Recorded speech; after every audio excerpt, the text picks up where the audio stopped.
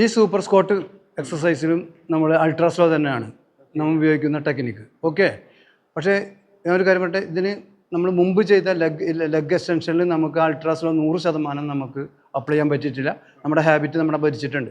ഇതൊരു ചാലഞ്ചാണ്. Ultra slow rep എന്ന് പറഞ്ഞാൽ അതിൻ്റെ നെഗറ്റീവ് ആൻഡ് പോസിറ്റീവ് ഫേസ് ഒരു ചാലഞ്ച് തന്നെയാണ്. ഓക്കെ, സ്ലോല് അതൊരു മിടുക്ക്, ഒരു സ്കില്ല്, ട്രെയിനിങ് സ്കില്ലാണ്. കാരണം സ്ഥിരമായി ചെയ്യുന്നതിൽ നിന്നും ആ പാറ്റേൺ മാറി ചെയ്യുമ്പോൾ നമ്മളെ ഭരിക്കാനുള്ള ശീലങ്ങൾ ഭരിക്കാനുള്ള സാധ്യത കൂടുതലാണ്. അതിനെ മറികടക്കാന്ന് പറഞ്ഞാൽ സാധാരണഗതിയിൽ എളുപ്പമല്ല. അപ്പോൾ അതിന് നല്ലൊരു ഏകാഗ്രത വേണം. വളരെ സ്ലോയിൽ ഭയങ്കര ലെങ്തി സെറ്റായിരിക്കും.